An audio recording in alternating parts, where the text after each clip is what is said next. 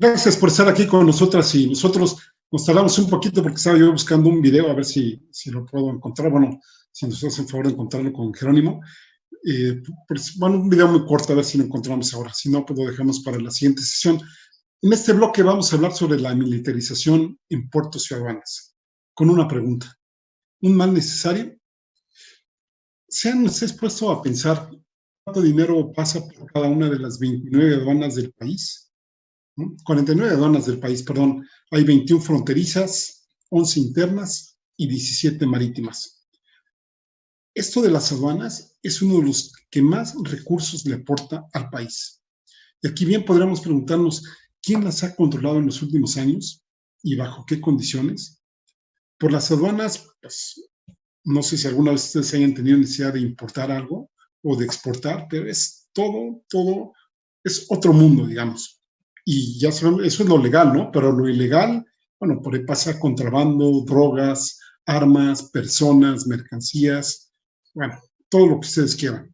E insisto, y hay una parte controlada, me parece muy poca, y otra sí está controlada, pero no necesariamente por el gobierno, sino por otra serie de grupos o bien en contubernio con, con algunos representantes gubernamentales.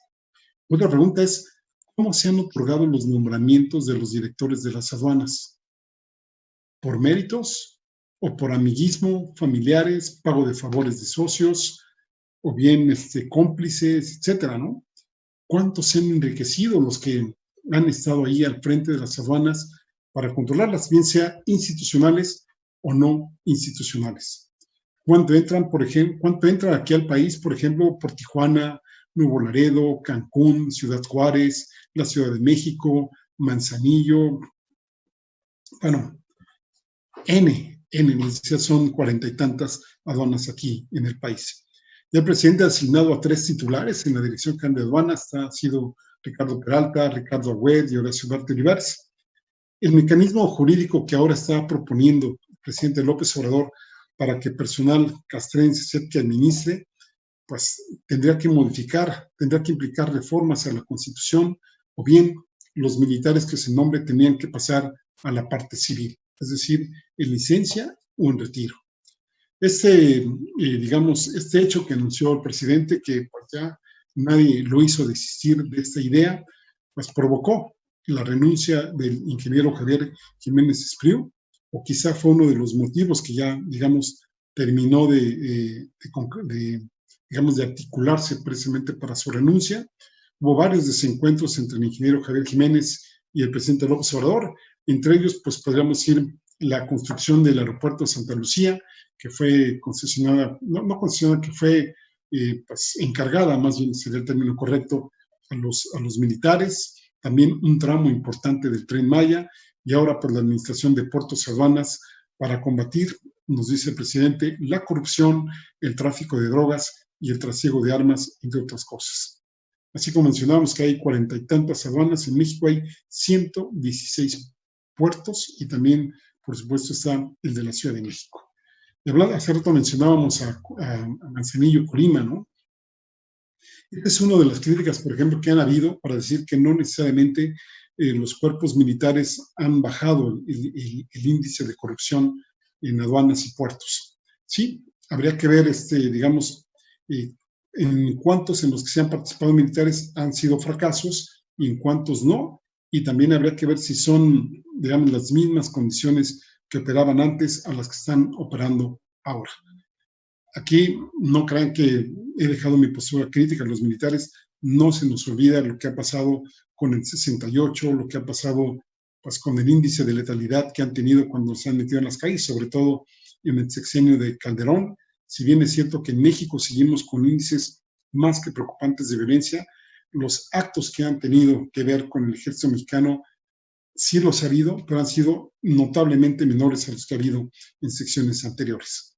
En el caso, por ejemplo, de Manzanillo, Colima, en años previos, por ejemplo, por ahí de 2014, 2016, estuvo precisamente administrado por miembros de la Secretaría de Marina. Estuvo ahí el vicealmirante Jorge Rubén Bustos, que en 2016 fue sustituido por el contraalmirante Alejandro Miranda Oseguera como director general de la Administración Portuaria Integral. la famosa API.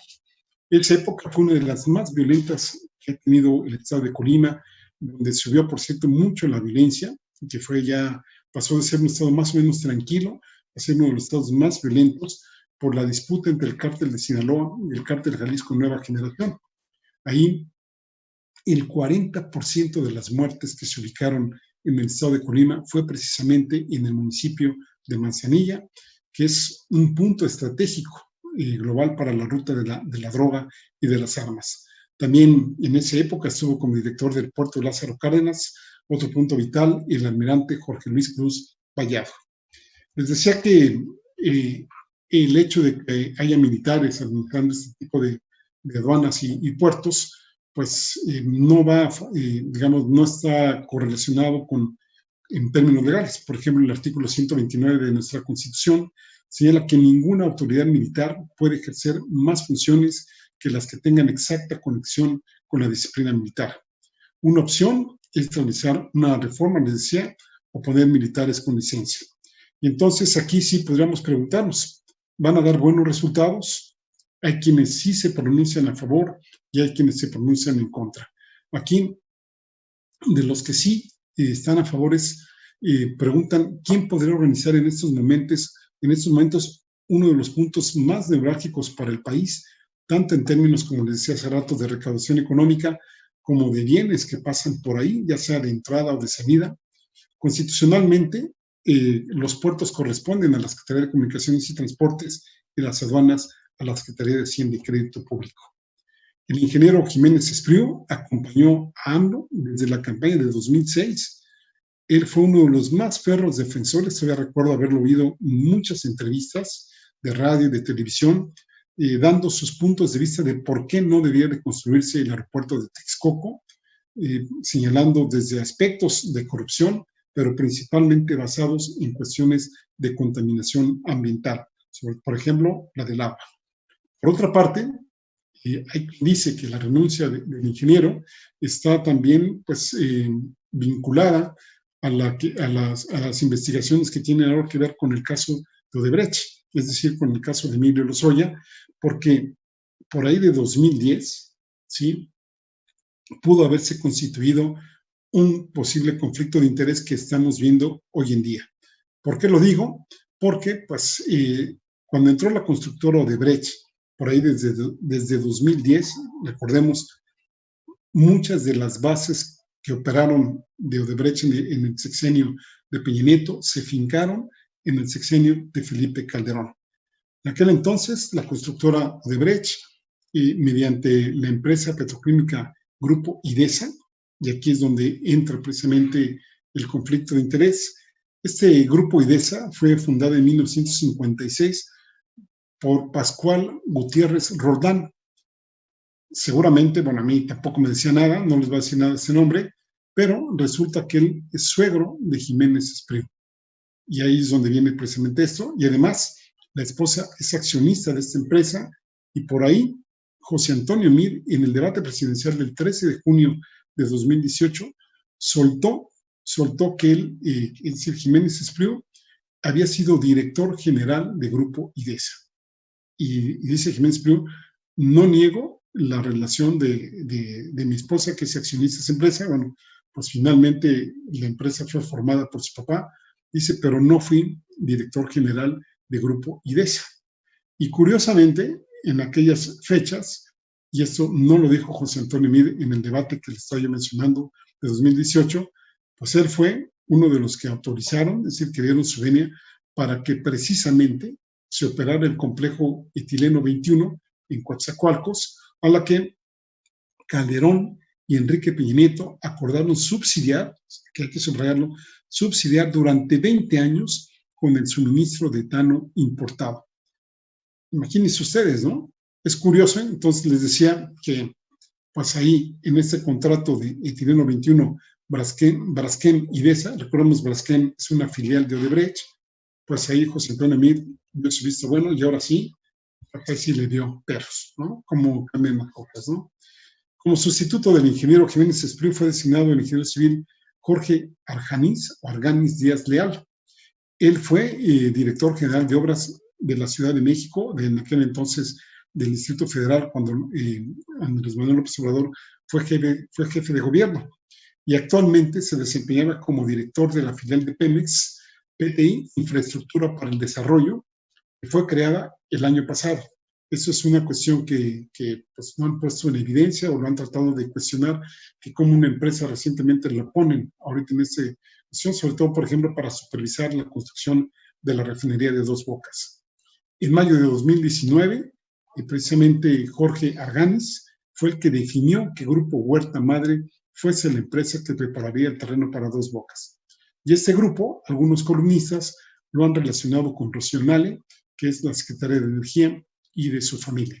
Al respecto, hasta ahora no he visto posiciones en pro o en contra de esta situación. Habrá que ver, o si ustedes no encuentran por ahí algún posicionamiento de la Secretaría de Energía, sería bueno saberlo, ¿no? Habría que deslindar justamente cualquier conflicto de interés y cualquier opacidad a este respecto. Entonces, terminamos diciendo este segmento que el ejército va a estar en las aduanas y en los puertos va a estar la Secretaría de Marina. Y nos preguntamos, ¿se controlará el trasiego de armas, combustibles, drogas, por ejemplo, fentanilo, que principalmente viene de China, que entra por Manzanillo y últimamente está entrando por Veracruz, y que Estados Unidos debe estar ahí pues más que preocupado porque en aquel país nada más mueren por sobredosis y otras afecciones relacionadas con el uso de drogas 70,000 personas por año. Y también ya sabemos que en puertos y aduanas pues entra contrabando de mercancías, tráfico de personas, etcétera, ¿no? Aquí hay que preguntarnos también, ¿se investigará a fondo al excoordinador de Puertos y Marina Mercante, Guillermo Ruiz de Teresa, a quien se le encomendó en la anterior gestión la modernización de los 16 puertos federales del país con un presupuesto de 76,000 millones de pesos? Si es así, es probable que las investigaciones lleven también a Emilio Gamboa Patrón, muy cercano a Ruiz de Teresa, y también, por este otro lado, al expresidente Enrique Peña Nieto, que por cierto le gustaba jugar golf con Emilio Gamboa Patrón. Interesante, ¿no? Vamos a una pausa, regresamos a sus comentarios, a ver el video y a ver los cartones. Ahora volvemos. Aprobada en lo general y en lo particular el proyecto de decreto que reforma y adiciona diversos artículos de la Constitución Política de los Estados Unidos Mexicanos en materia energética. Ricardo Anaya, quien fuera presidente de la Cámara de Diputados cuando se aprobó la reforma energética, es uno de varios panistas señalados por Emilio Lozoya como receptores de sobornos para la aprobación de iniciativas de Enrique Peña Nieto.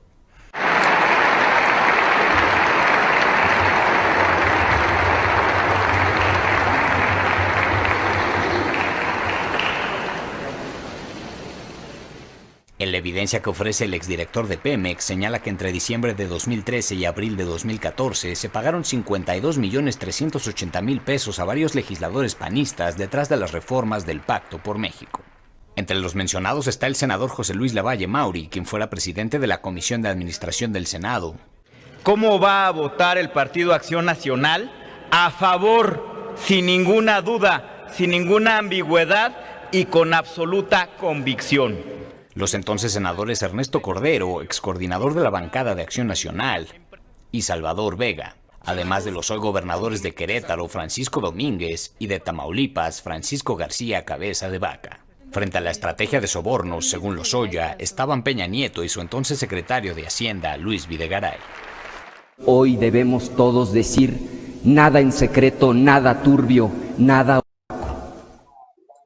Bueno, pues parece ser que en aquel entonces todo era miel y hojuelas, ¿no? Todos estaban muy contentos, pues sí. El billete, como dirían algunos, se andaba rondando por todos lados y qué felicidad era entre todos ellos y ellas. ¿No les parece? Ahora sí vamos a hacer una pausa y regresamos con los cartones. Ahora volvemos.